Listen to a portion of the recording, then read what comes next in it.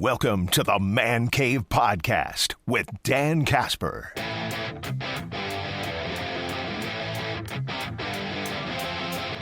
Packers, Bears, round 2, Saturday nights.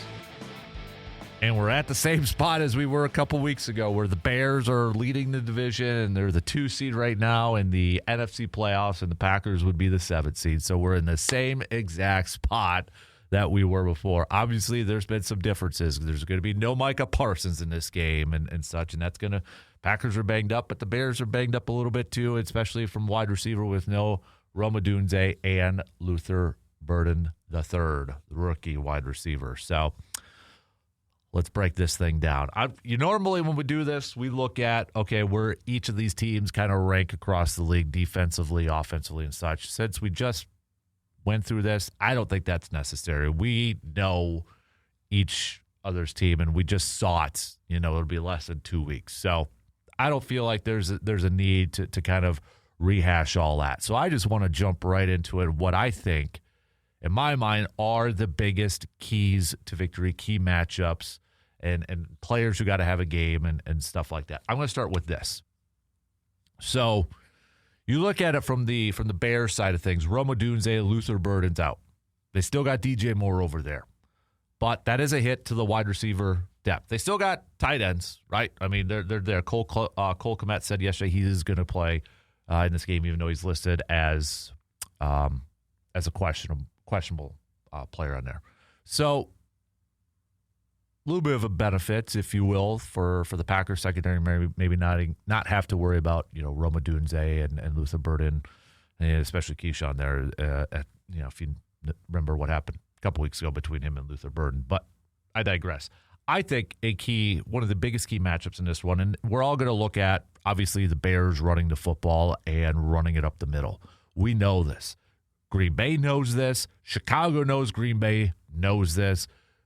They're going to run, and they're going to test out this run defense, and they're going to run up the middle until Green Bay can consistently stop them. Everybody and their great-grandmas know this, okay? That Chicago's going to try to do this. And if they continue to have success with it, they're going to do it. It's like, it's very similar to Kyle Shanahan. When the 49ers would have success running the football against Green Bay, they would just turn around and run it till you stop it. Kyle Shanahan was like, hey, if I got to run it 50 times, I'll run it 50 times. I don't care. I get the sense that's what the Bears and Ben Johnson would do too. If they're going to have success running the football, they're going to keep running until they say, stop it. But the one thing that I'd be a little bit worried about too, especially with no Micah Parsons in this game, is the mobility of Caleb Williams. And we saw him in that previous game able to extend plays, get outside the pocket, make those throws on the run. And when you don't have a Micah Parsons barreling down on him, the contain of Caleb Williams is going to be crucial. And we've seen, Green Bay going up against, some mobile quarterbacks, just Bo Nix this past week, right? With Bo Nix's ability to use his legs, not just to pick up yards, but, to move and throw, make the throws on the run. And Green Bay's, kind of struggled a little bit with that. They've been getting their quarterbacks off their marks, but these younger quarterbacks, these quarterbacks that know how to use their legs, get outside, whether it's picking up those first downs or making those throws on those runs, Green Bay's defense has to do a better job of containing that and stopping that. And I would be lying if I said I wasn't worried about Caleb Williams being mobile in this game and gashing the Packers' defense using his legs. Especially if they are going to be missing Rome Odunze, Luther Burden III, no Micah Parsons and his athletic speed going after him. I'd be a little worried. And, I go back to 2 years ago. Was it 2 years ago? 2 or 3 years ago. Lucas Van Ness's rookie year. Remember when the Packers played the Bears? I think it was actually Jordan Love's first start too. And that one play where Lucas Van Ness just, ran down Justin Fields. And we were like, oh, that's why you draft that athleticism, to bring down a running quarterback, a big running quarterback like that. That was, a play that doesn't show up in a top 10 play or stat sheets, necessarily, but it was like, ooh. And I instantly was thinking about that yesterday in terms of Green Bay is going to have to make plays like that and not allow Caleb Williams to hit the edge and pick up some big yards, or not allow him to make those throws when he hits the edge like he did a couple weeks ago, like what Bo Nix did this past week too. It is going to be, I think, incredibly crucial for this Packers defense to keep Caleb Williams in that pocket. Somehow keep him in that pocket. You want to call it a contained rush, collapse in the around him, however you want to call it, or whatever you want to call it. But not allowing him to extend plays, not allowing him to hit the edge and get to the sideline. Green Bay's defense somehow has to be able to contain him and collapse that pocket around him so he can't step up, so he can't hit the edge. If they can do that, they've got a chance to slow down this Bears offense. But it's going to be incredibly crucial for those ends, setting the edge too, right? Rashawn Gary, Lucas Van Ness, Enoch Barre, whoever, Baron Sorrell, whoever is going to be playing the edge. It is going to be crucial for that. And obviously, with the interior defensive line play, Colby Woodens, Carl Brooks, et cetera, those guys, you got to set the tone early. If I'm those big guys, if I'm those interior defensive linemen, you are going to be tested right away. You have to rise to this occasion. You have to rise to this challenge and accept that challenge and win that challenge. There's no doubt about it. The interior defensive front for Green Bay, how well they play and how well they stop that run is going to be crucial to the outcome of this ball game. And then you look at the second level. It's the Edgerrin Coopers. It's the Quay Walkers. It's the Isaiah McDuffies. They're going to have to hit that hole hard. And they're going to have to react quickly and make plays quickly. You have to tackle supremely well in this ball game. Whether it's trying to bring down Caleb Williams, whether it's trying to bring down, one of the Bears running backs. The Green Bay's defense has to tackle at an incredibly high level in this game. They have to show off their speed. They have to be aggressive. Every defender flowing to the football, bringing down the ball carrier, not being out physical in that category, taking them down right away. Quay, Cooper, that's going to be incredibly important for that. And whoever is going to be playing in the back end, whether it is Zane Anderson or whether Green Bay decides to change it up and putting Bullard back there and Hobbs playing the slot, I don't know. Because I'm operating under the assumption Evan Williams is not going to play in this game.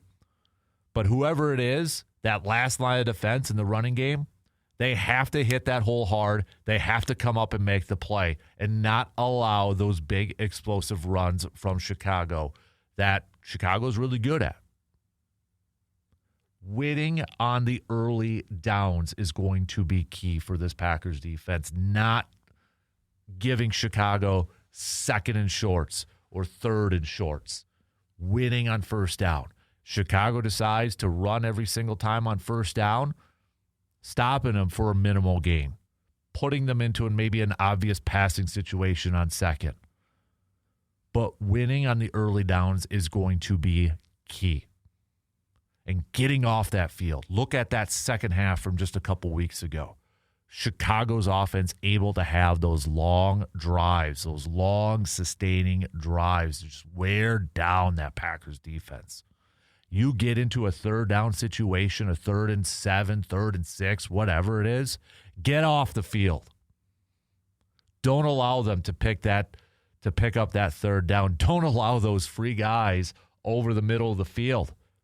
Communication in that zone coverage is going to be incredibly important, especially with no Rome, no Luther. I have to imagine Chicago's really going to want to utilize their tight ends in this one.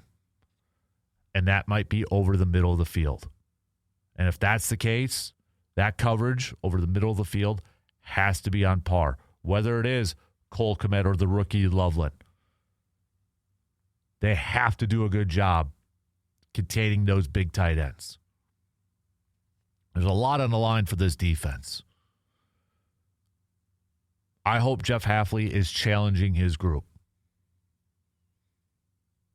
All the talk is no Micah. I get it. We get it. Everybody gets it. Challenge this defense. And Hafley, I want to see what, everybody talks about his creativity and what, putting players in a position to succeed and such. Here we go. This, I think not only this game, but the next 3 weeks too, we got to take it by game approach. I mean, this is going to be, resume building time for Jeff Hafley in terms of how he calls these games and what kind of game plans he puts together to stop Chicago, to stop Baltimore next week. Offensively, protection, man. Pass protection. It has been suffering here as of late. You have to give Jordan Love some time. You have to be able to let him. There's a lot more on Jordan Love's shoulders now to carry this ball club, to lead this team. And it's got to start up front with that offensive line. If Zach Tom's not playing in this game, everybody, it's not one step up. They got to take a couple steps up, multiple steps up in their play. This offensive line has to play one of their best games all season long. They have to. They have to. Whether it's run blocking or pass protection, this offensive line needs to figure it out and play perhaps their best game so far of this season. Give Jordan Love time back there. Give Josh Jacobs, Emmanuel Wilson, whoever the heck is running the football, holes room to run. I look at this, too, as not only as a lot on Jordan Love, pressure on him, and it should be. Not saying that he shouldn't have all this. He should have this pressure being the quarterback. If you believe in your quarterback and you believe in your head coach, you should be fine. You should have confidence going into this game. So it's a big opportunity for Jordan Love. It's a big opportunity for Matt LaFleur as the offensive play caller. Even if Christian Watson plays in this game, we know he's not going to be 100%. So how do you manage that? I feel like Chicago is going to dare Green Bay a little bit to, test Watson a little bit. Like, okay, we know he's not 100%, so we're maybe not going to double or we're not going to put a ton of attention on him. How does Green Bay counter that? I think you got to get the ball out quick. I think, I know Green Bay wants to throw the ball down the field, explosive plays. But if Watson is a little bit banged up, I don't know if you can do it as much. But I think Jayden Reed's going to be super important in this game, especially, tight end depth a little bit out there. I think Jayden Reed. I think Matthew Golden. Matthew Golden had a solid game last week. Nothing eye-popping, but I thought he had a solid game last week. I think those two guys, especially with Golden's speed, okay? You talk about big plays down the field. If Watson is a little bit banged up with that shoulder, is this the time we see maybe Matthew Golden being that big play threat going down the field? But Jayden Reed, getting the ball in his hands, letting him make some plays. We saw him, how they got the ball in his hands early in that game a couple weeks ago. I think we need to see that too. And if Green Bay's offense, you cannot have short drives. You can't. You can't go 3 and out. It's unacceptable in this one. It's kind of weird talking about like a Packers-Bears game when we talk about maybe like a high-scoring type of game, but I wouldn't be surprised if it is a high-scoring game. But Green Bay's offense has to go down. If they could start off this game, let's say they get the ball first, and if they go down 7 minutes, 8 minutes, and come away with a touchdown, momentum taken away, they got it. Now you hand it off to your defense and say, let's keep this train going. Start the game hot.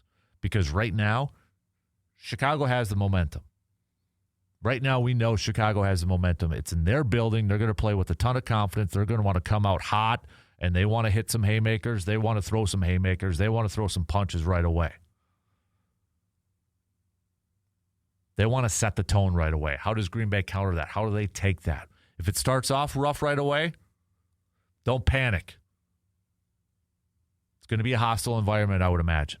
But if Green Bay's offense could go down there and kind of quiet it down a little bit, if they do, in fact, get the ball first, huge. But that offense has to stay on the field, matriculating the ball down the field.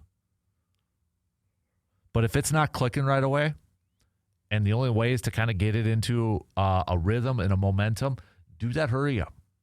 Do that mud huddle earlier on rather than later, just to get that momentum going.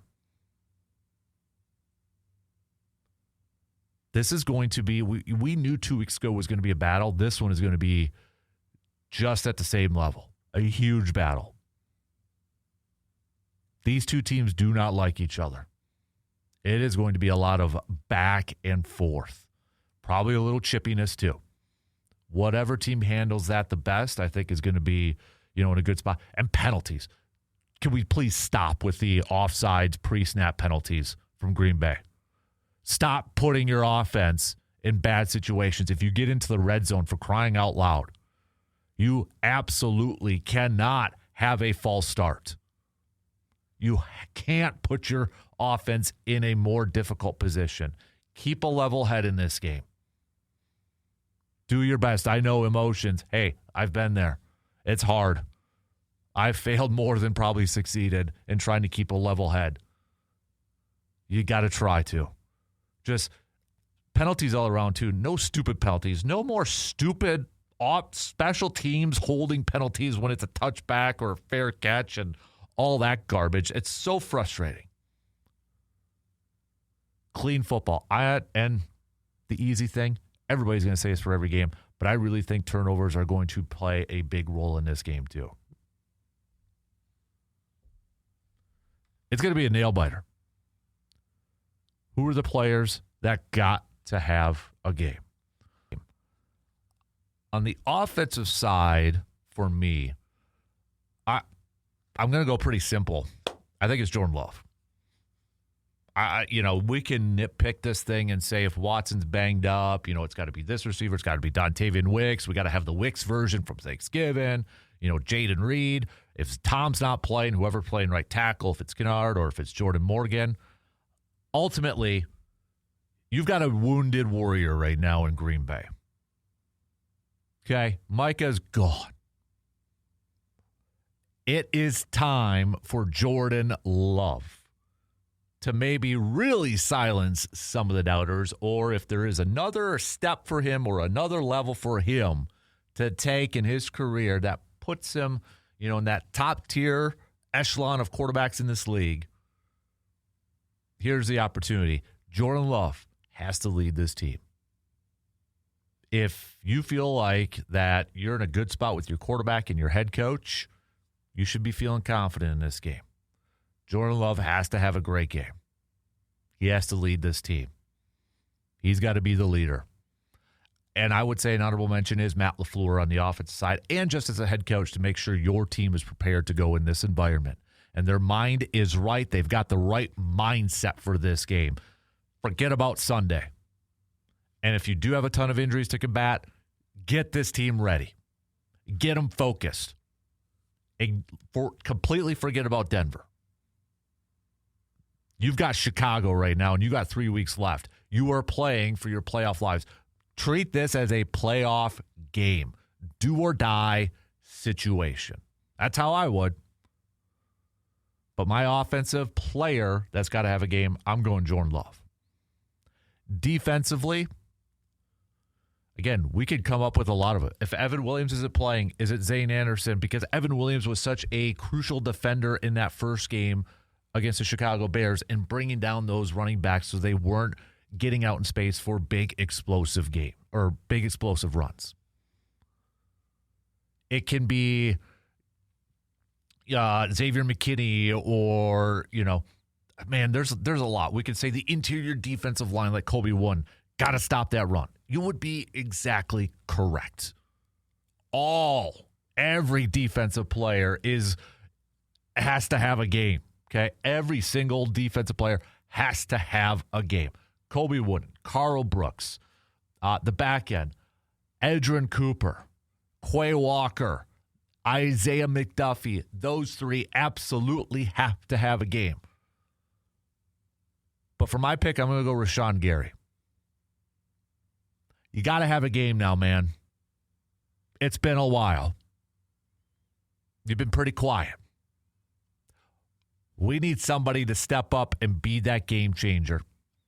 We need somebody to step up and fill in the loss from Micah Parsons. It has to be you. You have to be the leader now. You have that C patch on your chest, okay? Go lead this defense. Go be a game player or a game changer. Go be a difference maker. Get after Caleb Williams. Set that edge. Make some plays. I want to see Rashawn Gary just explode and have himself a game.